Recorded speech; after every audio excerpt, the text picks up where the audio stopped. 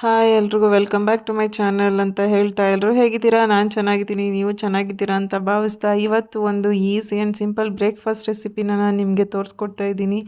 ಇದು ನಮ್ಮ ಅಜ್ಜಿ ಮಾಡ್ತಿರೋದು. ನೋಡಿ, ಈ ರೀತಿ ತರಕಾರಿ ಕಟ್ ಮಾಡ್ಕೋತಿದ್ದಾರೆ ಬಾತ್ ಮಾಡೋದಕ್ಕೆ. ಒಂದು ಸ್ವಲ್ಪ ಕ್ಯಾರೆಟು, ಬೀನ್ಸು ಹಾಗೆ ಆಲೂಗಡ್ಡೆ ಎಲ್ಲ ಕಟ್ ಮಾಡ್ಕೊಂಡು ಬೆಳ್ಳುಳ್ಳಿ ಕೊತ್ತಂಬರಿ ಸೊಪ್ಪು, ಹಸಿ ಶುಂಠಿ ಅಷ್ಟು ಹಾಕ್ಬಿಟ್ಟು ರುಬ್ಕೋಬೇಕಾ?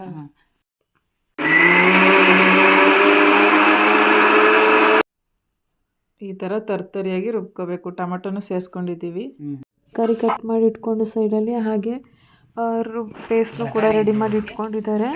ಈಗ ಒಂದು ಕುಕ್ಕರ್ ತೊಗೊಂಡು ಅದಕ್ಕೆ ಸ್ವಲ್ಪ ಎಣ್ಣೆ ಹಾಕಿದ್ದಾರೆ. ಬಟಾಣಿ ನೆನೆಸಿಟ್ಟಿಲ್ಲ, ಸೊ ಕಡಲೆ ಬೀಜ ಯೂಸ್ ಮಾಡ್ತಿದ್ದಾರೆ. ಪಲಾವ್ ಆದ್ರೂ ಅನ್ಕೊಳ್ಳಿ, ಬಾತ್ ಆದ್ರೂ ಅನ್ಕೊಳ್ಳಿ. ಚಕ್ಕೆ,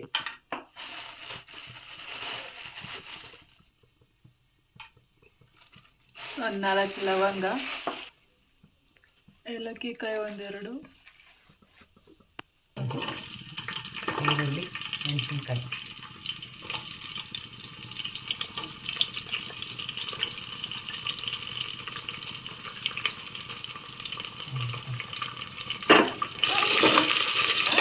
ನೋಡಿ, ಚೆನ್ನಾಗಿ ಫ್ರೈ ಮಾಡ್ಕೊಳ್ಳಿ.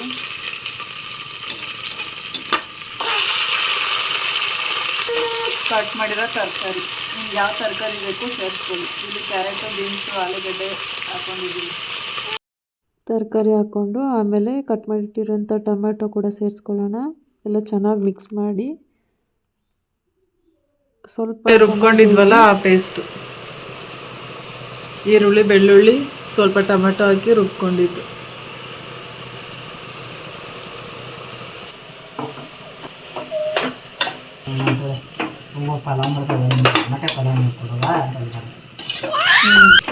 ಸೌಂದರ್ಯ ನೋಡು, ನಿನ್ಗೋಸ್ಕರ ಈ ರೆಸಿಪಿ ಯಾವಾಗ ಬೇಕು ನೋಡ್ಕೊಂಡು ಮಾಡ್ಕೊಂಡು ಎಷ್ಟು ಗ್ಲಾಸ್ಗೆ ಎಷ್ಟು ನೀರು ಸೇರಿಸ್ಕೋಬೇಕಮ್ಮ? 3 ಗ್ಲಾಸ್ ಅಕ್ಕಿಗೆ 6 ಗ್ಲಾಸ್ ನೀರು. ನೋಡಿ, 3 ಗ್ಲಾಸ್ ಅಕ್ಕಿಗೆ 6 ಗ್ಲಾಸ್ ನೀರು ಹಾಕೋಬೇಕು.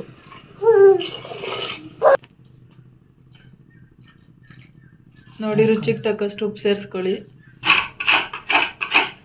ಸ್ವಲ್ಪ ಕಾಯಿ ತುರಿ ರುಬ್ಬಕ್ಕೆ ಹಾಕಿಲ್ಲ, ಅದಕ್ಕೆ ನೋಡಿ ನೀವೆಲ್ಲ ರುಬ್ಬಾಕ್ತೀರಾ, ನಮ್ಮ ಅಜ್ಜಿ ಹಂಗೆ ಕಾಯಿ ತುರಿ ಹಾಕ್ತಿದ್ದಾರೆ.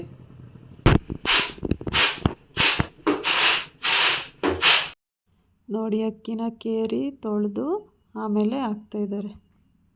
ಒಬ್ಬೊಬ್ಬರು ಒಂದೊಂದು ರೀತಿ ಮಾಡ್ತಾರೆ, ತುಂಬ ಮಸಾಲೆ ಎಲ್ಲ ಹಾಕಿ ಕೂಡ ಮಾಡ್ತಾರೆ. ಬಟ್ ಅದೆಲ್ಲ ಗ್ಯಾಸ್ಟ್ರಿಕ್ಕು ಮತ್ತು ದೇವರಿಗೆಲ್ಲ ಪ್ರಾಬ್ಲಮ್ ಆಗುತ್ತೆ. ಸೊ ಈ ರೀತಿ ಯಾವುದೇ ಮಸಾಲೆ ಅಥವಾ ಪೌಡ್ರ್ ಐಟಮ್ಸು, ರೆಡಿಮೇಡ್ ಐಟಮ್ಸ್ ಏನೋ ಹಾಕ್ತೆ ಈ ಥರ ತುಂಬ ಈಸಿ ಆ್ಯಂಡ್ ಸಿಂಪಲ್ಲಾಗಿ ಹೆಲ್ತಿಯಾಗಿ ಮನೇಲಿ ಮಾಡ್ಕೊಂಡು ತಿನ್ನಿ.